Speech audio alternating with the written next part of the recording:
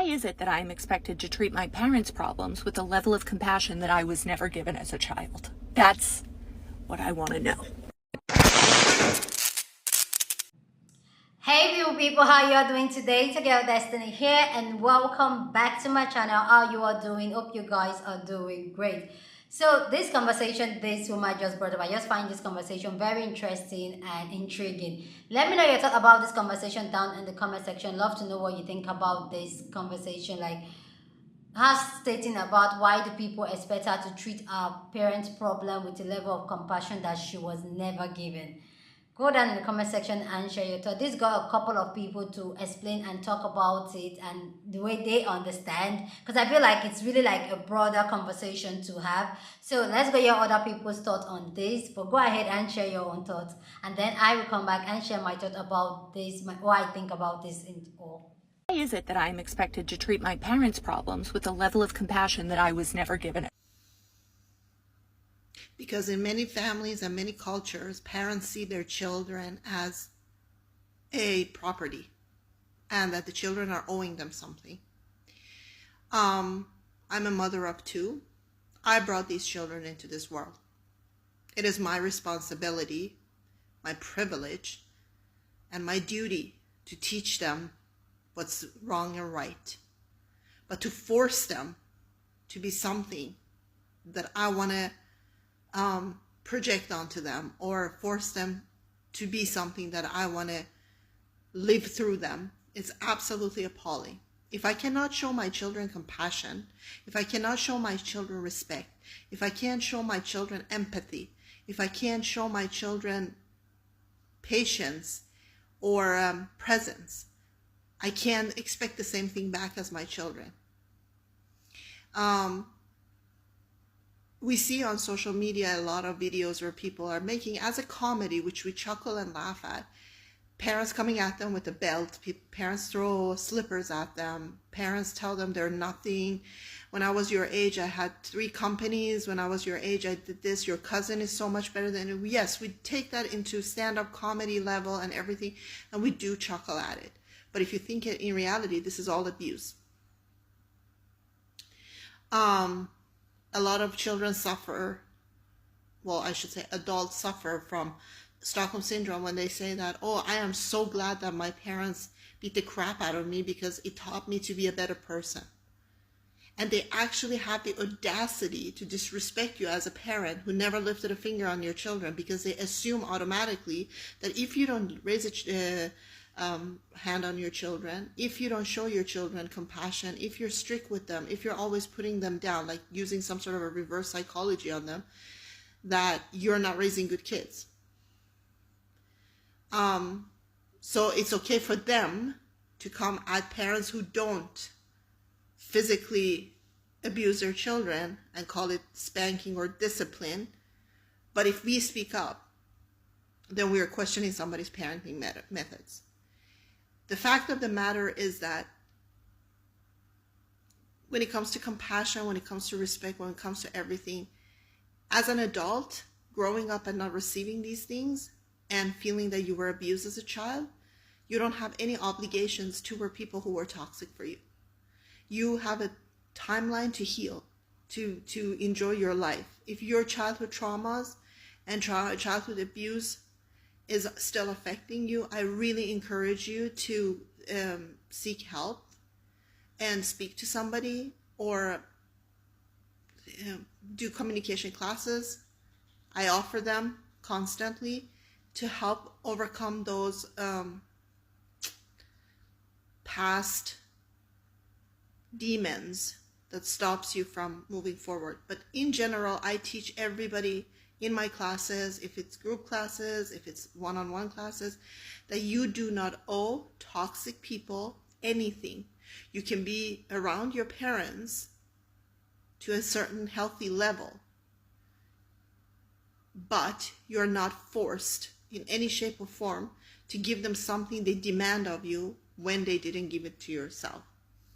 So again, if you need any help with these things, any of the people who are watching this video, remember there's help out there. You can contact those who can help and talk about it and see how you can keep a balanced and healthy dynamic with people, parents, cousins, uncles, anybody who have been in your life that taken away that compassion and empathy from you. I'm expected to treat my parents' problems with a level of compassion that I was never given as a child. Let's talk about the phrase, I did the best I could. In my personal experience, anytime that I brought up to my birth mother all the shitty things that she did to me as a child and how they affect me as an adult, she would just tell me, well, I did my best. I did the best that I could with what I had. And that's supposed to excuse the abuse and the narcissism and the gaslighting and just never making me feel safe around her. That's the excuse. I did the best I could. But if I ever dared to tell her I did the best I could with literally anything when I was a child, she would have told me, you need to try harder. That's not your best. You need to do more. You can do more. You're not doing your best. You're being lazy. So I'm supposed to have compassion for you and all the things that you did because that was your best, and completely ignore how all the things you did affect me now as an adult, but my best is never enough. Why is it that I am expected to treat my parents' problems with a level of compassion that I was never given as a child? If I had to guess, I'd say that your parents were probably emotionally immature. Hi, I'm Jessica Frick. I'm a licensed therapist. This is what my count is all about, so follow me for more. If you're not already familiar with what it means to be emotionally immature, people who are emotionally immature generally struggle with regulating, recognizing, or even labeling their own emotions. Oftentimes this comes about as a result of generational trauma, but the reasons why is not important here. When people grow up and start to have kids, oftentimes they do so because they want to have children, but emotionally immature parents often have their kids as someone to rescue them or someone to take care of them. Because their kids are there to serve their needs and their ego, that means that when their kids are little individuals and struggling with their own problems with growing up and learning how to people, that's a burden for them. Either they don't know what to do with it, or they just don't think you should have those problems because you're meant to save them. So you don't get the love and care and compassion that you should be getting as a child because your parent is seeing you as either a problem to be solved or a burden. When you grow up, your parent is already expecting you to become their rescuer, which means that you have a role to fulfill. You are expected to show that same love, care, and compassion that you were never shown because that's what rescuers do. Another thing to know about emotionally immature people is they're very rigid in the roles that the people they're in their life play. If they see you in the role of rescuer and you instead step out of that, you shift to the role of abandoner. And emotionally immature people react really strongly when people step out of their roles, either flat out denying that it's possible or becoming emotionally reactive. So when you realize that you don't want to be your parents' emotional support animal and decide to make changes and set healthy boundaries for yourself, they're probably not going to react very well. All of this to say, this isn't your fault, and I hope that this information can help you to give yourself a little bit of grace and justification. Why is it that I am expected to treat my parents' problems with a level of compassion that I was never given as? One of the biggest things I had to realize in therapy was that I was angry at my parents for what their parents did to them. And I was additionally angry because I was projecting expectations that I had placed on myself onto them. Namely that, well, because I was going to therapy to work through my bullshit, that, well, they should do the same thing because they're also adults. And yes, they absolutely should. But at its core, my parents are going to be themselves. They're not going to magically change into different people. If they wanted to do the work that I would like them to do, they would have already done it. And so I know that my parents are going to be themselves 100% of the time. It doesn't serve me to sit there and be angry about something that I already know is a constant. So because I know that them being themselves is a constant, I actually have a lot more power in our interactions because I already know how they're going to be. And so I can make sure that my response to situations is not so rooted in anger and rather more rooted in, I would simply like you to understand me. If you're unwilling to understand, that is okay. I will just make other decisions to maybe tailor our interactions to preserve my peace.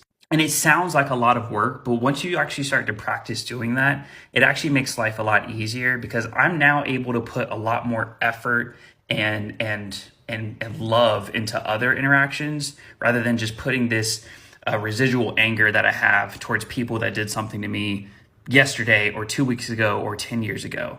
It just doesn't do you any good. And so that little bit of compassion you extend, people, again, if you're willing to do so, it really doesn't take that much away from you. And you actually end up with more control than you thought you had.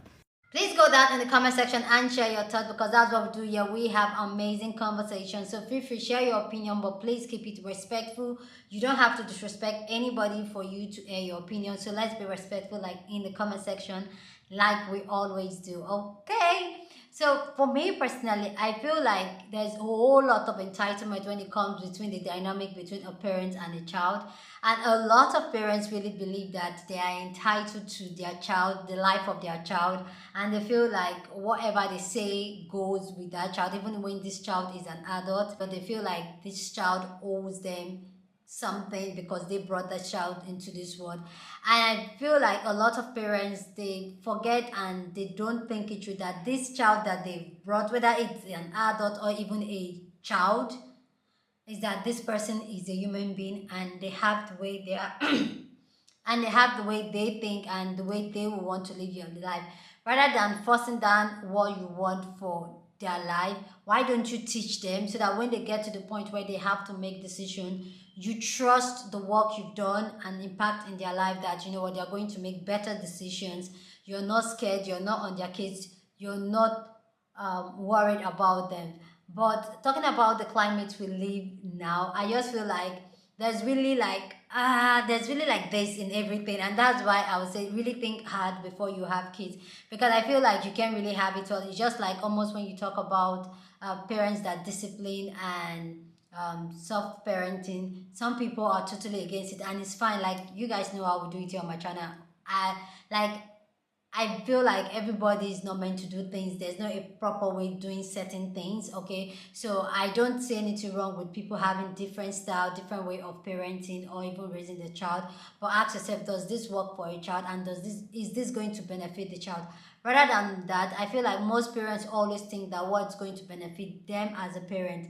And also, I feel like a lot of parents had a lot of trauma that has been passed on. Like, I just feel like the great grandparents pass the trauma to the grandparents pass it to the like, I just feel like it's a repeated drama that a lot of people have not come in terms to heal those trauma that we're just passing on. Because I've said it a couple of times, I feel like before you decide to have kids, I feel like you should know who you are, know your trauma, know your weakness, know your demons, know your strength, before you now know that, okay, this I'm going to have a human being, and then you'll be able to navigate it. But if you've not recognized your trauma and you've not healed from your trauma, I feel like you're still going to reflect or cause another trauma to this life, this human being you're bringing and having on this child. And that also brings that security blanket where parents have over their children and feel like the children should be on, like, you're mine, I own you, all those things. I really feel as parent, or a parent to be, it's a conscious effort. You may not ever get it right. You may do all the things right in the book, and then the child will still turn out and don't like you. Like, there's no guarantee that when you have this child, then this child is going to be there for you, or this child is going to listen to you all their life. So for me, I just feel like the first thing anybody should do, go heal your trauma, know who you are, ask yourself, be honest with yourself, and don't live with society standard, what society expect of you, but truly ask yourself, why do I want a child? Why do I want a human being that I want to raise? Those questions, I feel like, will just bring a bigger picture of why you're doing what you're doing. And I feel like it's also going to reflect on how you heal on the child, and how you work on the child, and how you impact the child, because you're not reflecting or projecting your trauma on this child. Anyway, guys, please go down in the comment section and share your thoughts. Love to know what you think about this conversation down in the comment section. So feel free to share your opinion, because that's what we do here. We have amazing conversations. So go share your opinion, but please keep it respectful. Share this video with somebody that you want to be part of the conversation, because that's what we do here. We have amazing conversation. So go down and share this video and leave a comment, okay? Please don't forget to give this video a big thumbs up. Smash the like button, because that helps YouTube to push out my content, and that will be you supporting your girl. Subscribe if you haven't subscribed, and I'll see you guys in my next video. Deuces.